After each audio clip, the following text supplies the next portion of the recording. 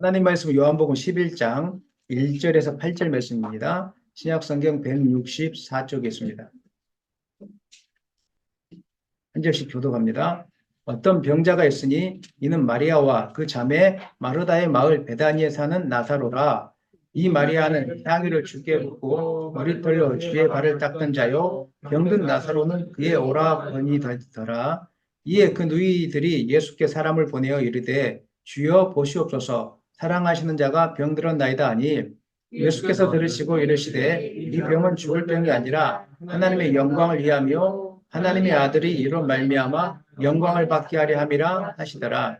예수께서 본래 마르다와 그 동생과 나사로를 사랑하시더니 나사로가 병들었다 함을 들으시고 그 계시던 곳에 이틀을 더 유하시고 그 후에 제자들에게 이르시되 유대로 다시 가자 하시니 제자들이 말하되 랍비여 방금도 유대인들이 돌로 치라 하였는데 또 그리로 가시려 하나이까. 아멘. 하나님 말씀 제목 다 같이 읽겠습니다. 하나님의 계획, 하나님의 시간.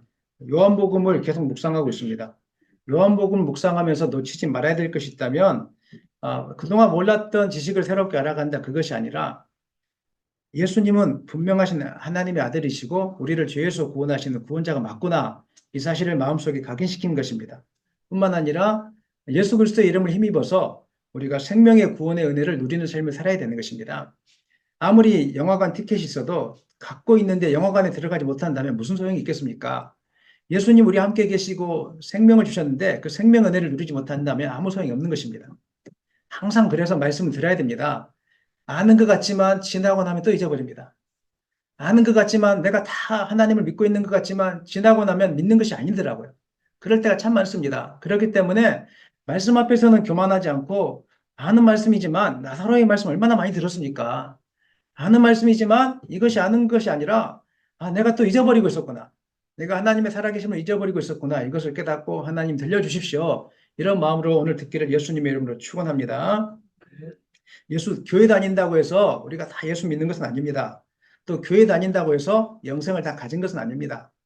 우리가 영생의 복을 가지고 있고 예수를 분명하게 믿는 사람들의 특징이 있는데 언제나 하나님의 살아계심을 분명하게 믿어지는 사람입니다. 이 사람은요, 문제 앞에서 당황하지 않고 기도하게 되어 있습니다. 여러분, 기도를 얼마큼 하시는지는 잘 모르겠습니다. 어느 정도 기도에 하나님 응답해 주시겠습니까? 어떻게 생각하십니까? 어느 정도 기도하면 되겠습니까? 한 5분 정도 기도하면 응답해 줄까요? 1시간 기도하면 응답 줄까요? 어떻게 생각하세요? 저는 어느 정도 기도할까요? 기도는요, 마음이 평안해질 때까지 하는 겁니다. 아멘입니까? 아멘. 아이가 낫기를 위해서 기도했는데 또 마음에 불안이 찾아오면 어떻게 해야 된다고요? 기도했는데. 근데 대부분의 사람들이 그렇게 기도 안 합니다. 아이를 위해서 잠깐 기도하면서 기도했는데 막 열이 올라오면은 빨리 병원 가자 막 병원 가고 기도해도 안 낫는다 이렇게 해버려요. 그 다음에 이제 저희가 여러 가지 인생의 문제들 앞에서도 문제 앞에 부딪히면 잠깐 기도해요. 그런데 기도하고 났는데 또 안 된다 그래요. 그렇게 해가지고는 응답이 안 됩니다. 응답은 언제까지 되냐면 마음이 평안해질 때까지. 기도하고 나서 또 염려가 사라질 때까지. 1시간 기도했는데 또 길을 가다가 염려가 찾아온다. 그러면 어떻게 해야 된다고요? 다시 엎드려서 기도하는 거예요. 근데 저는 잠을 안 자고 진짜 기도 많이 합니다. 불안하니까, 힘이 드니까, 속상할 때가 많으니까. 잠을 안 자고 이 속상함이 사라질 때까지 계속 기도하거든요. 그러면 놀랍게 하나님이 역사해 주세요. 기도는 그렇게 하는 거예요. 잠깐 해놓고 안 들어준다. 이거는 지금 뭘 모르고 있는 거예요. 그렇지 않습니다. 계속 하나님의 복을 누리는 사람은 잠깐 기도해서 응답되는 게 아니라 죽도록 기도해가지고 응답될 때까지 기도하는 것이 진짜로 하나님의 살아계심을 믿는 사람의 특징이라는 것을 믿으시기를 바랍니다. 그리고 하나님을 믿는 사람들, 예수가 그리스도인 것이 믿어지는 사람은 천국과 지옥이 있다는 것이 분명하게 믿어집니다. 여러분 믿어지세요? 믿어주세요? 그리고 사탄의 방해가 있다는 것도 믿어지는 겁니다. 그러니까 여러분들이 영적인 싸움이 있다는 것을 알고 끝까지 싸워 이기시기를 간절히 축원합니다. 무엇보다도 생명 있는 사람들은 그 안에 주님과 동행하는 기쁨이 충만하게 돼 있어요. 주님을 너무 사랑해요. 예배당에 나올 때도 사랑해서 나오는 거예요. 주님을 너무 기뻐해서 우리 가운데 나오는 거예요. 여러분 가운데 그런 은혜가 있기를 소망합니다. 무엇보다도 여러분들이 주님을 사랑한다면 절대로 양다리 걸쳐서는 안 됩니다. 세상에 한 발, 하나님께 한 발, 항상 그 보증수포를 세상 속에 만들어 놓으려고 하세요. 하나님 제가 잘 믿겠습니다. 하지만 또 안전한 것도 제가 해야 되지 않겠습니까? 이게 만들어 놓으면은 가랑이 찢어지는 거예요. 여러분 삶이 복잡한 것은 지금 두 개를 다 하고 있기 때문에 그럴 가능성이 많습니다. 성경은 그 이야기를 하고 있어요. 그래서 여호수아서 24장 15절 읽겠습니다.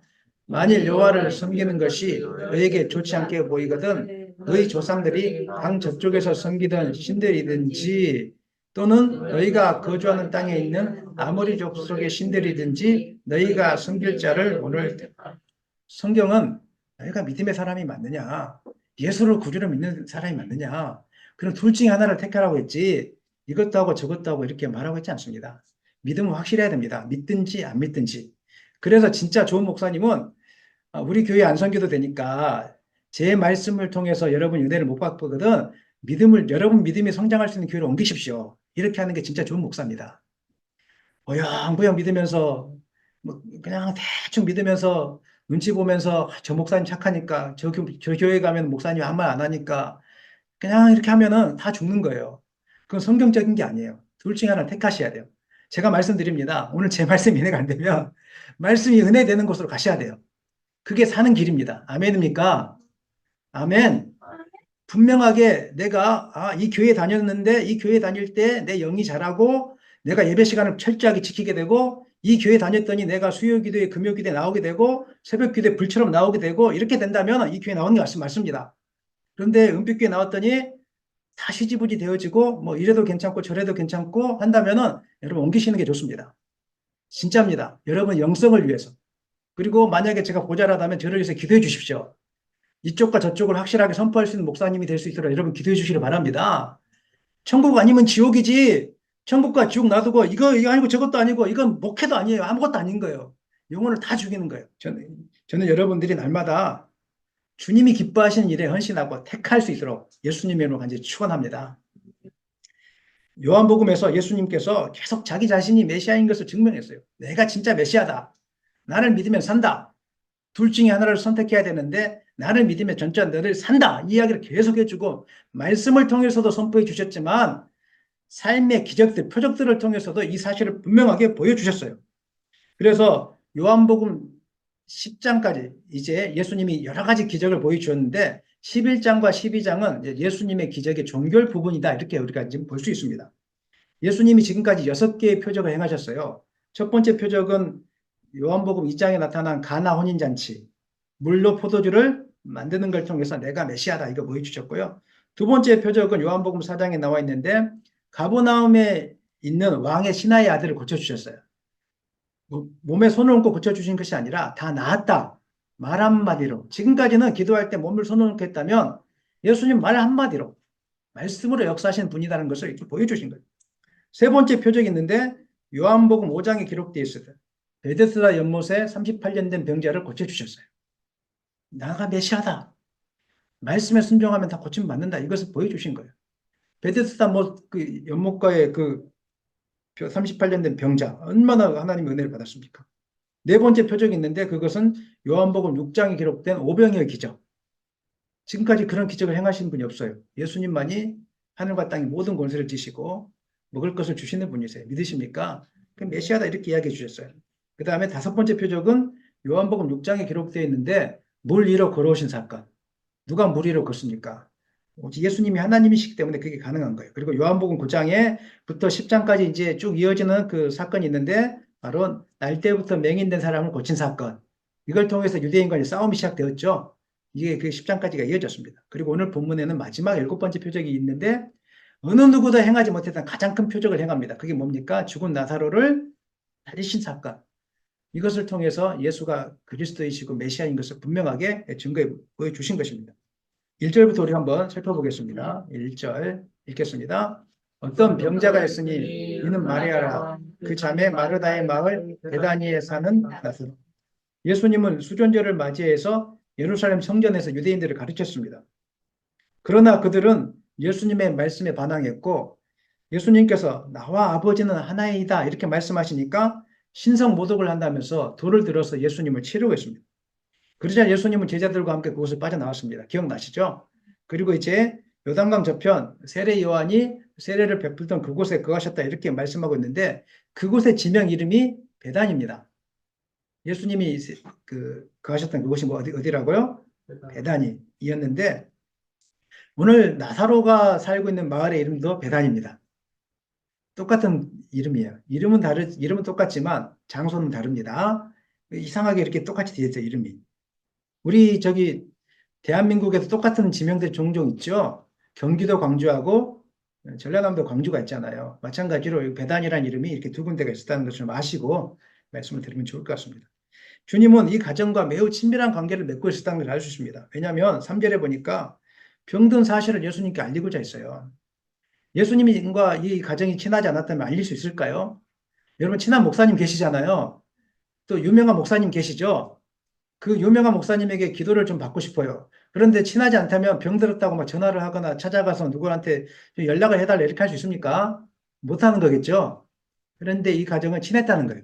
친했으니까 신분권을 보냈다고 이렇게 이야기하고 있습니다. 또 두 번째는 지금 나사로가 위독한 병에 걸렸다는 거예요. 나중에 한 이틀 뒤에 죽어요. 그러니까 이게 큰 병이다 이렇게 하나님의 능력이 아니고서는 치유가 되지 않는다 이야기를 하고 있습니다. 1절에서는 마르다가 언니인데 마리아가 먼저 소개되고 있습니다. 1절에 그렇게 나와 있죠. 마리아와 그 자매 이렇게 나와 있죠. 근데 2절에는 또 마리아가 행한 일이 기록되어 있습니다. 2절을 읽어보겠습니다. 이 마리아는 향유를 주께 붓고 머리털로 주의 발을 닦던 자요 병든 나사로는 그의 오라버니 더라. 마리아가 향유를 주께 붓고 머리털로 주의 발을 닦던 그 사건을 여러분 기억하시죠? 유대인들도 이 사건을 너무 잘 알고 있습니다. 그런데 이 사건이 죽은 나사로를 살리신 사건 앞에 있었을까요? 뒤에 있었을까요? 뒤에가 맞습니다. 11장 끝나면 12장이 바로 나옵니다. 그런데 왜 마리아가 향유를 주께 붓고 이야기 먼저 나옵니까? 혹시 궁금증을 가져본 적 있으세요? 왜 이렇게 먼저 나왔냐면 사도 요한이 이 서신을 기록할 때 복음서를 기록할 때는 이미 이 사건이 다 끝난 뒤에요. 그리고 유대인들은 이미 향유 옥합을 부었던 이 마리아에 대해서 이미 다 알고 있었어요. 알고 있는 상태에서 이걸 기록했기 때문에 과거 형식으로 이미 성경적으로는 12장에 나타나지만 이미 다 알고 있는 사건이기 때문에 과거 형식으로 지금 이렇게 기록하고 있을 뿐입니다. 이해되시겠죠, 이제? 그래서 이제 이 여인에 대해서 이제 이야기를 해줘요. 너무 중요한 여인이다. 지금 이런 말씀하는 이유가 뭡니까? 이 헌신된 여인, 이 가정은 정말 중요한 여인이다. 이 이야기를 하는 이유가 뭘까요? 나사로가 죽을 병이 걸린 것이 죄로 인함이라는 것입니까? 아니라는 것입니까? 아니라는 거예요. 하나님을 아무리 사랑하고 헌신하는 가정도 아픔이 찾아오고 병이 걸릴 수 있다는 이야기를 하고 싶은 거예요, 지금. 우리는 병이 들면 어떻게 이야기합니까? 아, 저분 좀 헌신을 안 해서 저렇구나. 무슨 문제가 생기면 저 가정이 기도를 안 해서 그렇구나. 쉽게 평가하려고 하지 않습니까? 그런데 오늘 본문을 보니까 이렇게 헌신한 사람이 어디 있어요, 마리아처럼. 하나님 말씀 가까이 들었죠. 그래서 이런 가까이 하고 주님을 사랑했던 이 가정일지라도 병들고 어려운 일은 당한다는 겁니다. 그렇기 때문에 여러분들이 고난을 해석할 때 내가 평생에 무슨 죄를 저질러서 이런 것인가 이렇게 하지 않았으면 좋겠습니다. 죄의 문제가 아니에요. 예수님 잘 믿어도 병 걸립니다. 예수님 잘 믿어도 고난 찾아옵니다. 지금 이 이야기를 하고 있는 거예요. 하고 싶은 거예요. 여러분들이 고난을 잘못 해석하면요 무너지게 됩니다. 자책하게 되고 힘들게 살게 돼 있어요. 하나님을 원망하게 됩니다. 고난을 잘못 해석한 사람들은 하나님 잘 믿다가도 제가 보니까 오랫동안 믿었던 그 권사님일지라도 순식간에 무너지는 것을 저는 많이 보았습니다. 우리의 믿음은 그냥 한순간에 무너져요. 아무리 훌륭한 목사님이라도 믿음 무너지는 것은 순식간이에요. 그래서 끝까지 기도해요. 새벽 예배 나오고 수요 예배 나오고 교회 기도에 나오고 계속 말씀을 들어야 믿음 유지가 됩니다. 믿음 유지하지 않대 혼자서는 되지 않습니다. 나사로가 죽을 병에 걸리자 그 누이들이 이제 병든 사람, 예수님께 사람을 보내어서 나사로가 병들었다 이야기를 이제 증거합니다. 3절 한번 읽겠습니다. 3절. 이에 그 누이들이 예수께 사람을 보내어 이르되 주여 보시옵소서 사랑하는 자가 병들었나이다 하니 특이한 것은 나사로의 누이들이 적극적으로 예수님 와 주십시오 이렇게 해야 되지 않겠습니까? 지금 이중한 병에 걸렸으니까 적극적으로 와 주십시오 이게 아니라 그냥 한 말도 안 해요. 신부름꾼 보내놓고 사랑하는 자가 병들었나이다. 왜 그랬을까요? 미안한 거죠. 지금 예수님은 쫓겨나가 있잖아요. 다시 이 베다니는 유대 땅이거든요. 이쪽으로 들어오는 그 순간에 예수님도 잡혀서 돌에 맞든지 이렇게 좀 모욕을 당할 거예요. 그러니까 오라 하기도 그렇고 안 오라 하기도 그렇고 지금 신경이 복잡한 거예요. 그렇지만은 알려는 보자. 우리가 저도 이제 무슨 일을 하면서 목사님들이나 아는 분들에게 뭔가를 부탁하고 싶을 때가 있어요. 중요하게 그분이 아니면 안 되는 일들이 있어요. 근데 그분이 지금 뭐 장례를 치르고 있다든지 병원에 누워 있다든지 막 이럴 때가 있단 말이에요. 근데 그분이 아니면 안 돼요. 그러면 연락을 할까요, 말까요? 그래도 연락은 해놓자 이런 마음 있잖아요. 중요한 거니까. 그분이 아니면 안 되니까. 일단은 들어주든지 아니 되든지 연락은 해보자. 미안한 마음이 있지만 이 마음으로 지금 하고 있는 거. 하지만 나중에 뒤에 보면 아시겠지만 이 사람들은 이제 그 21절, 32절 보면은 정말 주님이 당장 오셨으면 좋겠다 이런 마음을 갖고 있었던 거예요. 하지만 주님도 배려하는 마음을 갖고 있었다는 것입니다. 예수님께서 나사로의 소식을 들으시고 이렇게 이야기합니다. 읽어보겠습니다. 예수께서 들으시고 이르시되 이 병은 죽을 병이 아니라 하나님의 영광을 위하며 하나님의 아들이 이로 말미암아 영광을 받게 하려 함이라 하시더라. 이 병은 죽을 병이 아니라고 했지 않습니까? 그런데 나사로가 죽었습니까? 안 죽었습니까? 그럼 예수님 거짓말한 겁니까? 예수님 거짓말한 겁니까? 죽었지 않습니까? 예수님은 아예 안 죽는다는 뜻으로 한 것이 아니죠. 병이 심각한 것도 알고 계시고요. 이미 죽게 될 것도 알고 있었어요. 하지만 이 사실을 이것보다 더 중요한 게 있는데 이것을 통해서 하나님의 영광을 드러내기 위해서 죽을 병이 아니라 하나님의 영광을 나타낼 병이다. 이것을 지금 보고 있는 거예요. 이 말씀을 지금 하고 있는 거예요. 같은 말씀 요한복음 9장에도 나옵니다. 요한복음 9장 2절로 3절 읽겠습니다. 제자들이 물어 이르되 라비어 이 사람이 맹인으로 난 것이 누구의 죄로 인함이니까 자기니까 그의 부모니까 예수께서 대답하시되 이 사람이나 그 부모의 죄로 인한 것이 아니라 그에게서 하나님이 하시는 일을 나타내고자 하십니다. 예수님께서 공생의 사역 기간 동안 사람들을 찾아가 병자들을 고쳐주실 때 목적이 있었습니다. 하나님이 하시는 일을 드러내고자 함이고 그다음에 그걸 통해서 자기가 메시아인 것을 나타내게 보여주시려고 이 일을 행해 주신 거예요. 사람들의 관심은 항상 누구의 죄 때문인가 여기에 관심이 있어요. 그 사람이 병들면 사람의 병의 원인을 찾는 데만 우리가 몰 때 왜 그렇지 왜 그렇지 너 이것 때문에 병들었어 저것 때문에 병들었어 이게 인간의 본성이란 말이에요. 그리고 사람들은 내가 병이 들면은 그 병이 빨리 고쳐지기만 원해요. 마음이 조급합니다. 하나님 빨리 고쳐달라고 그 문제에만 관심이 있습니다.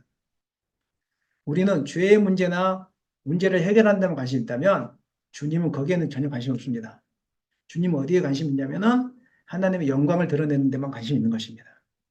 오늘 여러분 어떤 문제가 있습니까? 관심이 빨리 그 문제를 해결하는 데 관심을 두지 않았으면 좋겠습니다. 그리고 문제 원인을 찾는 데 관심을 두지 않았으면 좋겠습니다. 그러면 우울증 걸립니다. 문제 원인을 찾는 것이 아니라 이 사건을 통해서 하나님의 영광이 드러나기를 소망합니다. 예를 들어 보겠습니다. 여러분들은 제가 잘 되면 하나님의 영광이 드러날까요? 제가 좀 어려운 가운데서도 견디고 하나님을 찬양할 때 하나님의 영광이 드러난다고 생각하십니까? 제가 에쿠스 타고 다니고, 에쿠스는 옛날 차죠? 제가 제네시스 타고 다니면서 할렐루야 하나님이 함께 계십니다 여러분 이럴 때 은혜 받습니까?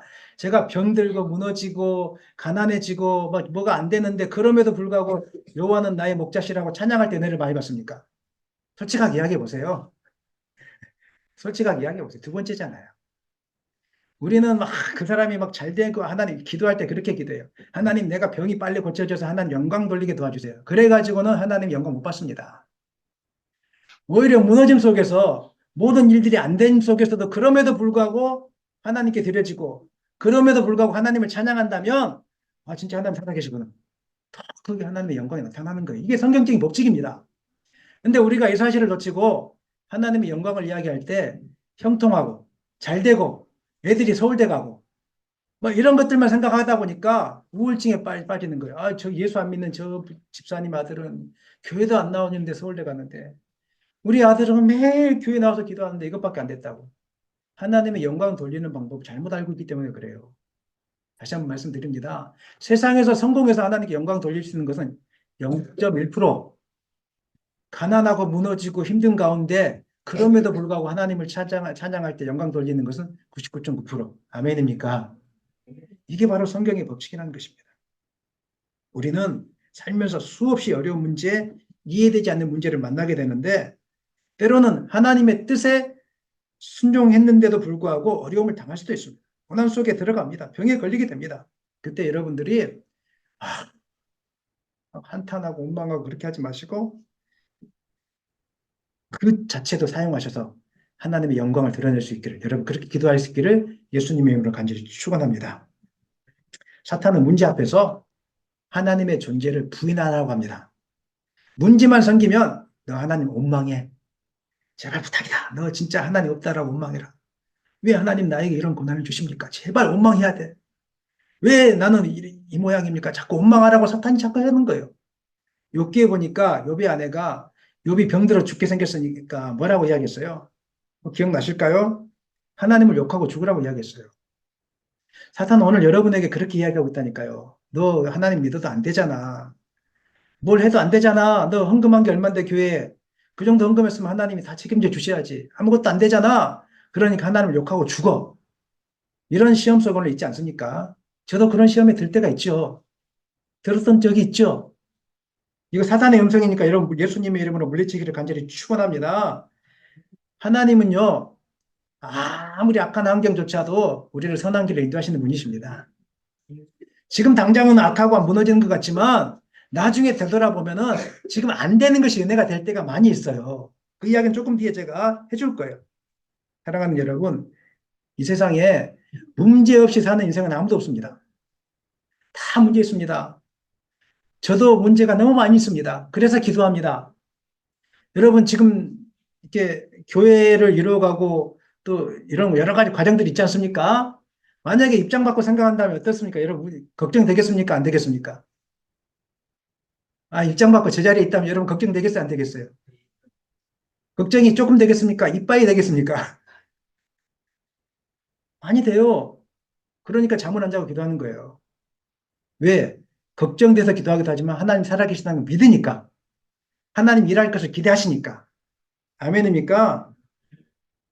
그런데 사람들이 스스로 불행해지고 하나님을 욕하고 죽으라 이렇게 하는 이유는 제가 조금 전에 말씀드렸던 것처럼 어려운 문제 앞에서 견디지를 못하는 거예요.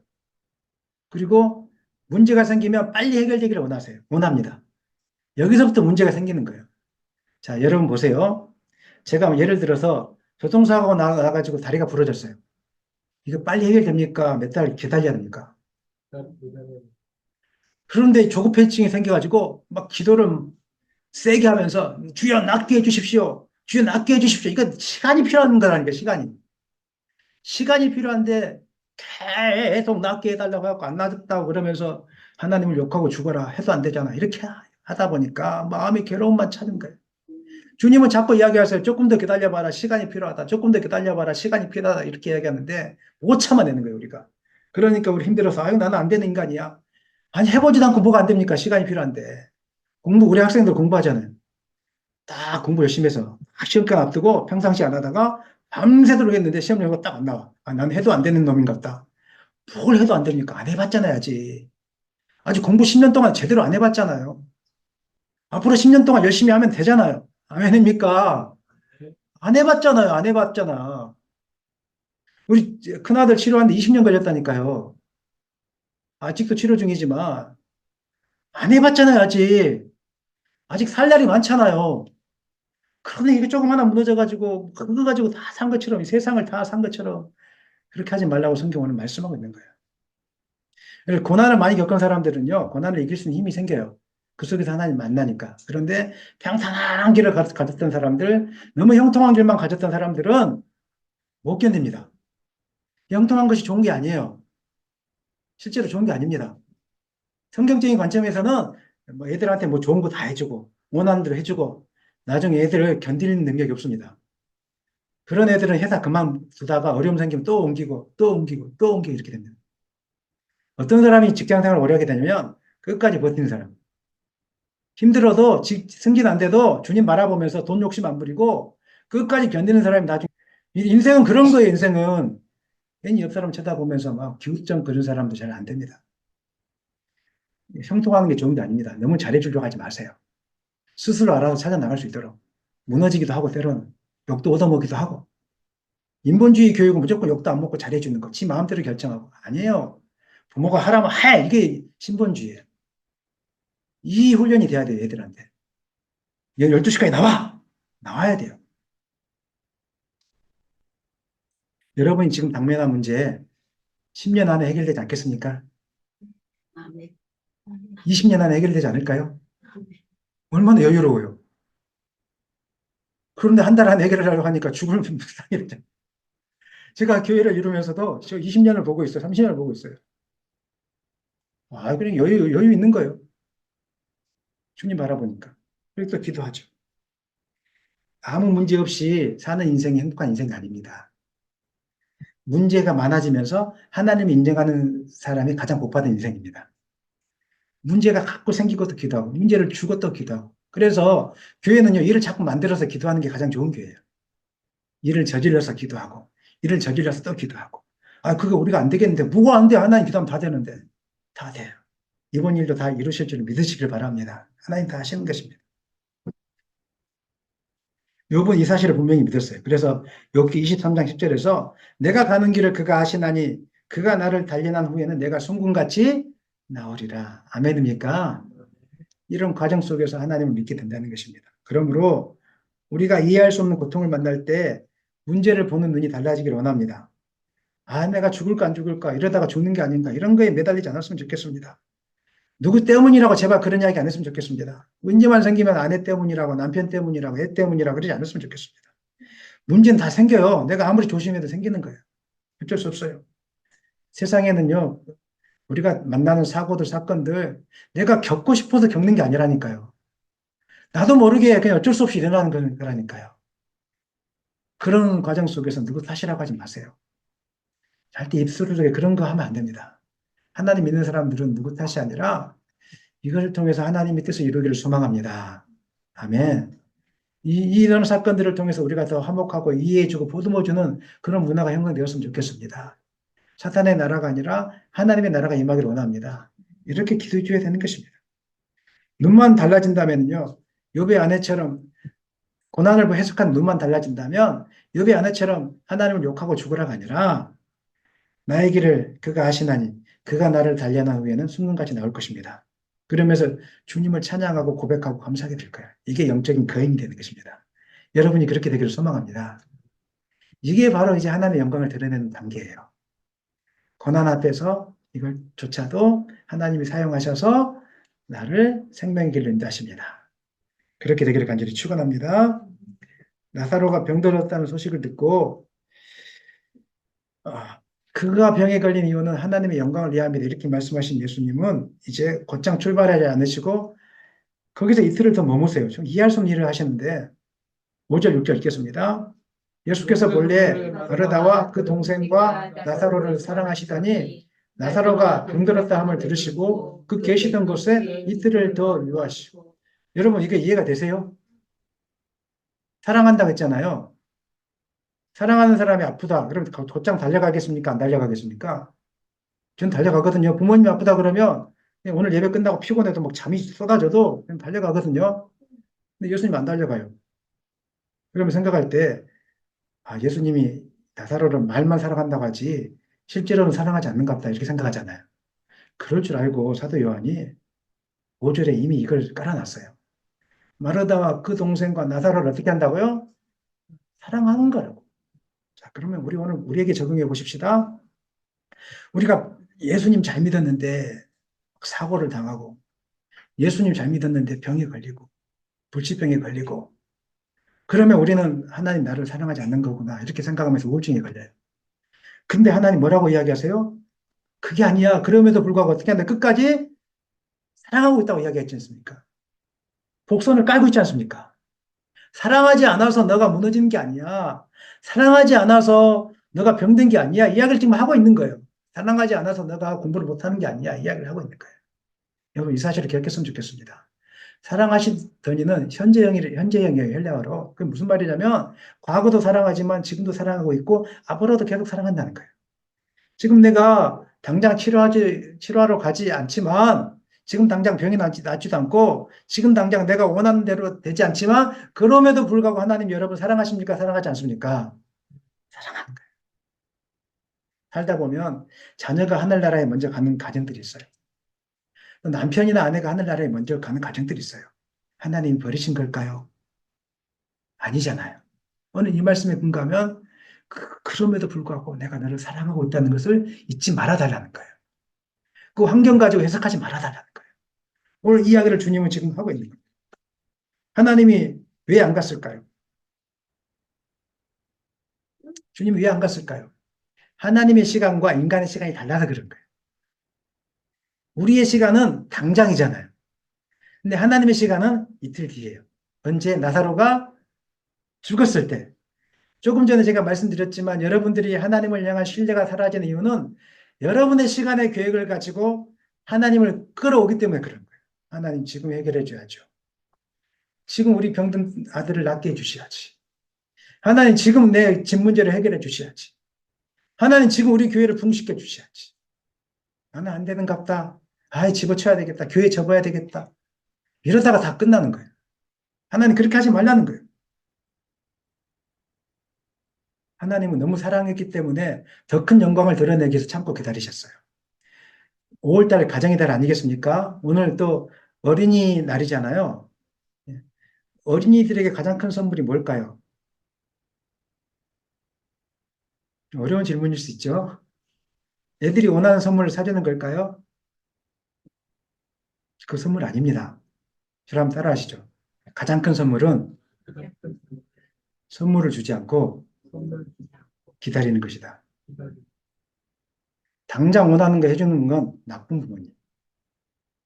애들에게 기다림을 가르쳐 주세요. 너가 기도해봐. 더 기다려봐. 더 기다려. 하나님을 만날 때도 우리가 기다리지 못해서 못 만나는 겁니다. 하나님의 시간은 달라요. 애들 사달라고 해서 다 사주잖아요. 나중에 부모에게 효도 안 합니다. 나중에는 어른이 되면 머리가 커지면요. 왜 아빠 안 해주세요? 남들은 다 해주는데. 내가 보니까 우리 부모님이 제일 못 해주던데요. 네 가지가 없어져요. 그런 자녀 만들기 싫으시면 지금부터 해달라는 대로 해주시면 안 돼요. 기다림의 훈련. 자꾸 기다리게. 또 기다리고. 그러면 부모의 고마움을 알게 됩니다. 실제로 그렇습니다. 이게 성경적인 교육입니다. 하나님도 주님도 이틀을 참는 게 얼마나 힘들었을까? 사람들은 다 와서 고쳐달라고 하죠. 여러분 같으면 참을 수 있겠어요? 기다릴 수 있겠습니까? 기다리는 거예요. 더 큰 거 보여주려고. 하나님의 시간과 여러분의 시간은 다릅니다. 다시 말씀드립니다. 하나님의 시간에 여러분을 드리기를 소망합니다. 지금 당장 안 된다고 막 힘들어하고 그렇게 하지 마시고 지금 나를 기다리게 하신 하나님 따라 하시죠. 뭔가 큰 뜻이 있겠지. 큰 뜻이 있는 거예요. 저도 그 교회를 세종시에서 시작하면서 얼마나 조급했겠어요. 처음에는. 주변에서 오는 사람들이 다 하는 말들이 목사님 부흥하셨어요? 이거 똑같아요. 빨리 안 닿게 해주세요. 이거 똑같은 거라니까요. 부흥하셨어요. 몇 명 모여요? 지금도 전화 몇 명 모여요. 저는 별 관심이 안 가는데 몇 명 모여요. 부흥하셨어요. 하나님의 시간은 다를 텐데. 놀라운 것은 하나님이 저를 기다리게 하셨어요. 근데 제가 냈어요. 기도하면서. 참아내고 참아냈더니 만약에 기다리지 못했다면은 제가 막 있는 돈 없는 돈 융자 받아가지고 끌어다가 교회 예배당을 세우고 내 힘으로 막 온갖 투자를 다 하고 막 했을 거예요. 그래서 저는 파산당했을 거예요. 근데 하나님이 때를 기다렸어요. 그러니까 하나님이 도울 자들을 계속 보내주시는 거예요. 그리고 저 혼자 교회를 세우는 것이 아니다 가르쳐 주셨어요. 너 혼자 빨리 걸음걸이 하지 마. 같이 가야 돼, 교회는. 같이 가야 돼. 같이 가야 돼. 이야기 계속 해주세요, 저한테. 너 혼자 빨리 가지 마. 같이 가야 돼. 기다려, 기다려, 기다려. 이렇게 하면서 참고 참고 기다렸더니 하나님께서 교회를 이루시더라고요. 아멘입니까? 아멘. 인생은 기다림의 연속입니다. 옆에 분에게 축복할까요? 잘 기다려 보십시다. 네, 우리 자녀들도 하나님이 어떤 인생의 계획을 갖고 있는지 몰라. 내가 보니까 우리 자녀들은 훌륭한 인생의 계획을 갖고 있을 걸 믿습니다. 아멘. 그런 저급하게 공부 좀 못했다고 나 끝났어. 이렇게 안 했으면 좋겠어요. 아직 하나님의 시간이 당 멀어 있는데 어떤 사람을 앞으로 만나게 될지 모르잖아요. 좋은 상상을 해보세요. 아멘. 좋은 상상을 해보세요. 얼마나 신나는 상상. 지금 하루 안 된다고 해서 뭘 그냥 인생 다 죽은 것처럼 그렇게 하지 말라는 거예요. 하나님의 시간과 여러분의 시간이 달라요. 하나님의 시간은 죽은 자를 살릴 거예요. 믿으십니까? 그래서 하나님의 영광을 돌리게 될 거예요. 그 시간을 진짜 참고 기다리세요. 자녀들에게 빨리빨리 뭔가 해주려고 하지 마세요. 그냥 기도하라고 하세요. 계속. 그렇게 하다가 그걸 통과하면 그리고 하나님 의지하는 시간을 만들어 주세요. 자녀들이 장성하게 되어지는 거예요. 우리 자녀들도 부모님에게 빨리 만들어준다고 땡깡 부리기 없기. 아멘 해줘야지. 알겠지? 안 해주 말해갖고 안 들으면 아 지금 때가 아닌가 보다. 한번 자녀를 따라하죠. 지금 때가 아니구나. 이런 지혜가 필요한 거예요. 아 지금 아니구나. 이래야지 하나님 그 다음에 더 큰 일을 주시겠구나. 이렇게 하는 거예요. 자, 이번에는 그런데 이제 반대되는 일이 생겨요. 7절, 8절 읽겠습니다. 그 후에 제자들에게 이르시되 유대로 다시 가자 하시니 8절 제자들이 말하되 랍비여 방금도 유대인들이 돌려 치러 하였는데 또 그리로 가시려 하나요. 이번에는 주님이 때가 돼서 가자고 하니까 이 사람들이 또 뭐라고 합니까? 제자들이 이제는 제자들이 막아서요. 아이 가지 마십시다. 가면 유대인들이 돌려 치려 했는데 하면 안 된다고 막고 있는 거예요. 참 이게 가야 될지 말아야 될지 힘듭니다. 하나님의 계획이 다른 거예요. 하나님의 시간도 다를 뿐만 아니라 하나님의 계획이 다른 거예요. 이제 하나님 지금 가려고 주님은 가려고 지금 계획하고 있는데 제자들은 아니라고 자꾸 이야기하고 있어요. 우리도 그럴 때가 많지 않습니까? 주님은 지금 하라고 하는데 우리는 안 하려고 할 때가 많아요. 우리는 안정적인 삶을 원하거든요. 주님이 지금 해 하는데 아니, 조금만 더. 목사님 지금 아직 우리 교회를 생각해 보십시오. 지금 돈이 있습니까? 뭐가 있습니까? 아니 주님이 지금 하라고 하는데 뭐가 있습니까? 좀 나중에 해도 되는데 안정적으로 나중에 좀 안정적으로 하십시다. 왜 자꾸 돈도 없는데 선교하자 그러고 돈도 없는데 뭘 자꾸 하자고 하세요. 이렇게 한단 말이에요. 네, 하나님 지금이라는 거예요. 여러분 지금이라고 하면 순종할 수 있기를 소망합니다. 말씀 마무리하겠습니다. 하나님의 계획과 우리 계획은 다릅니다. 하나님을 잘 믿는 사람에게 아무 문제가 없는 것이 복이라고 말할 수 있겠지만 하나님은 문제를 주셔서 그 문제를 통해서 하나님을 만나게 하십니다. 이것이 가장 큰 복입니다. 그러므로 여러분이 문제 앞에 섰을 때 하나님 문제가 없게 도와주십시오. 이런 기도하지 마시고 문제 앞에 만났을 때 문제를 빨리 해결해 주십시오. 이런 기도도 필요하겠지만 그것보다 더 중요한 것은 이 문제를 통해서 살아계신 하나님이 드러나게 하여 주십시오. 살아계신 하나님만이 인정되게 도와주십시오. 이렇게 해야 될 것입니다. 뿐만 아니라 하나님의 시간과 우리의 시간은 또 다릅니다. 빨리빨리 이거 안 했으면 좋겠습니다. 빨리빨리 하지 마시고 저를 따라 하시죠. 하나님의 때까지 기다리겠습니다. 그리고 하나님이 원하시면 순종하겠습니다. 아멘. 그냥 순종하면 묻지도 말고 따지지도 마.